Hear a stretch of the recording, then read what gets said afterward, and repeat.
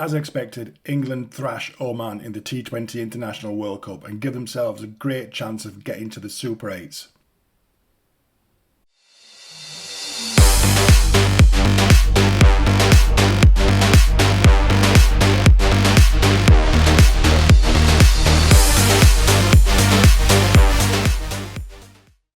Hello everyone and welcome back to another video. I thought this was going to be a late one, to be honest, but what is it?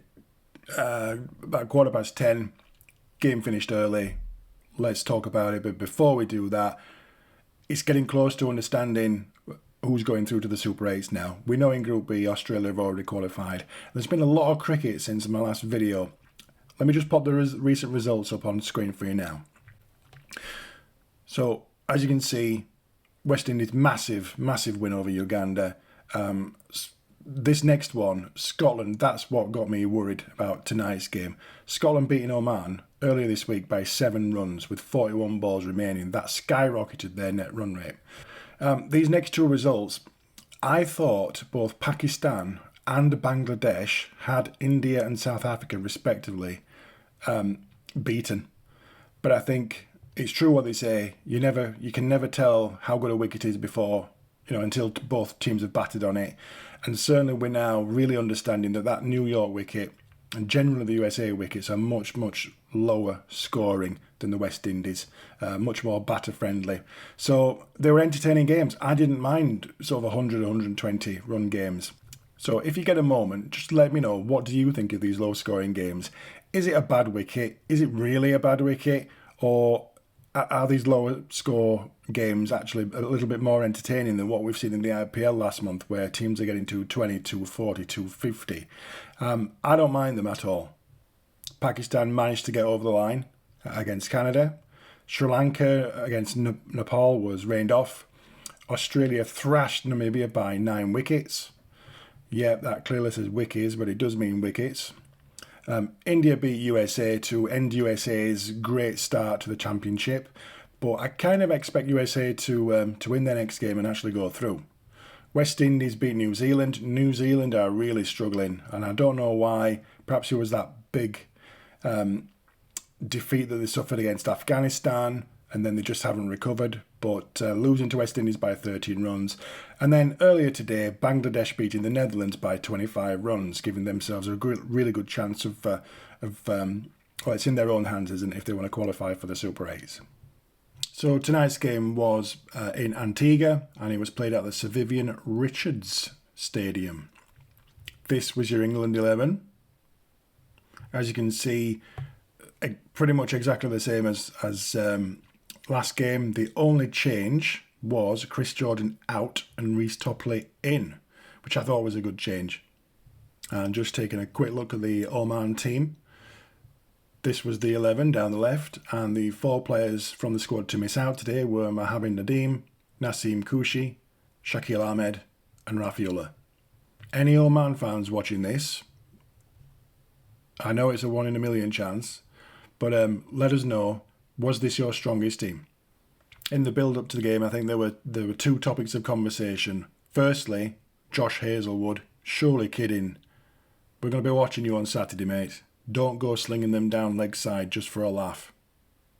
And the second thing was England's net run rate and how they needed to get that up to try and get close to Scotland's run rate. Obviously, they had a good win and we needed to get close to them. So I was pleased to see that Josh Buttler had won the toss, and he wanted a chase, so he put Oman into bat. And I think that was the right decision too. Anybody think that we should have batted first and put 250 on? Let me know. So really, what is there to say about the game today? Oman managed to get 47. It was their lowest T20 international total ever, and also the 4th lowest T20 International World Cup total ever. It was 47, and it truly was a David and Goliath performance, or it wasn't even a battle. Oman, really well done, qualifying for the World Cup. This was your last game, and obviously some things to work on. I hope you enjoyed the experience, but really good effort, and thank you for putting in all the effort. Shoaib was the only batter to get to double figures, 11 of 23. But they were really blown away by England's pacers, Archer and Wood in the first few overs before Rashid came on. Archer, I thought his line was good, but his length was a bit. He needs more overs just to get a little bit more consistency. Wood got a caught ball with his first over, and then Rashid came on and was an absolute master, really showing. I know it's Oman, but he's just his control. Other than a couple of wides, his control was masterful, really showing why he's the number one T20 international bowler in the world right now.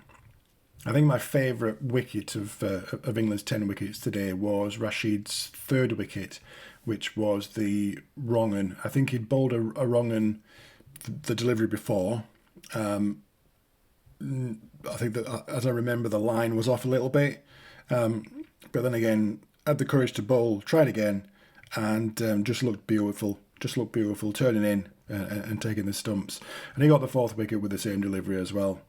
So then, having bowled Oman out for just off 13.2 overs, there was a lot of chat about England coming out and doing this in 3 overs, which would have put their net run rate at positive X. They missed out by 1 ball, and ultimately they took 3 overs and 1 ball to get 50, with a loss of 2 wickets, however. So it didn't go swimmingly. Salt came in, first ball 6, second ball 6, third ball out. Bairstow knocked a few runs. Jacks, nothing really. But Butler, the captain, saw the team home with 24 off 8. Just a little bit of credit to the 2 bowlers that did pick up wickets for Oman. Bilal 1 for 36 off 2 overs, and Cali Muller 1 for 10 off his single over. So as you can see there, my man of the match was Adil Rashid for all the reasons that I've just said. So what does that mean for the Group B table? Let's have a quick look. So as you can see here, we already know Australia. They've won 3 from 3. They've got 1 more game against Scotland. They've already qualified. That Scotland game is on Saturday. I'm not kidding, Josh Hazlewood. Behave. Right? Okay. So Scotland stay in second. England move up to third on 3 points.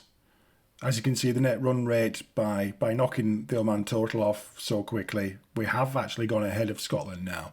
So if we get a decent result against Namibia and Australia do the decent thing and beat Scotland, we're golden for the Super 8s. Right, that's me done for another one. Thanks to everyone who watched this video. As always, please leave me a like if you found it mildly interesting or amusing. And if you love cricket as much as I do, then smash that subscribe button for a 6. So until next time, stay healthy, and I'll see you soon.